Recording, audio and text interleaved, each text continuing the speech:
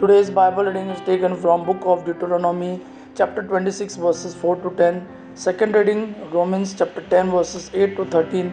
And today's Gospel according to Luke chapter 4, verses 1 to 13. Deuteronomy chapter 26, verses 4 to 10.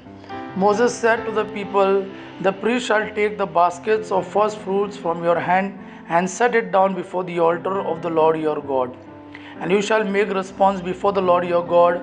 A wandering Aramean was my father, and he went down into Egypt and sojourned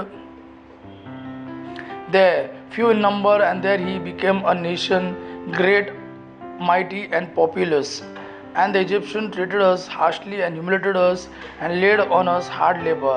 Then we cried to the Lord, the God of our fathers, and the Lord heard our voice and saw our affliction, our toil, and our oppression. And the Lord brought us out of Egypt with a mighty hand and outstretched arm, with great deeds of terror, with signs and wonders. And he brought us into this place and gave us this land, a land flowing with milk and honey. And behold, now I bring the first of the fruit of the ground, which you, O Lord, have given me, and you shall set it down before the Lord your God, and worship before the Lord your God." Second reading, St. Paul's letter to Romans chapter 10, verses 8 to 13. Brethren, what does Scripture say?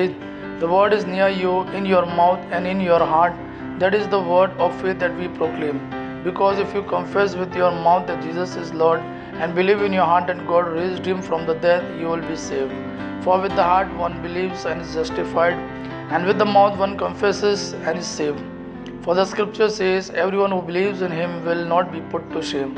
For there is no distinction between Jew and Greek. For the same Lord is Lord of all, bestowing his riches on all who call on him. For everyone who calls on the name of the Lord will be saved. Today's Gospel according to Luke chapter 4, verses 1 to 13. At that time Jesus, full of the Holy Spirit, returned from Jordan and was led by the Spirit in the wilderness for 40 days, being tempted by the devil.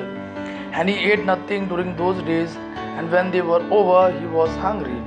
The devil said to him, "If you are the Son of God, command the stone to become bread." And Jesus answered him, "It is written, man shall not live by bread alone."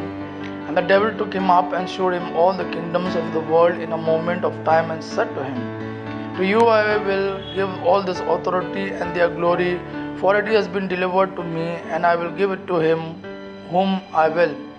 If you then will worship me, it will be all yours. It will all be yours." And Jesus answered him, "It is written, you shall worship the Lord your God, and him only shall you serve."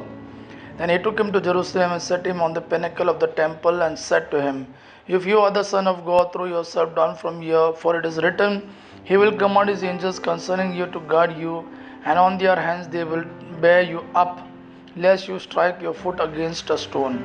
And Jesus answered him, "It is said, you shall not put the Lord your God to the test."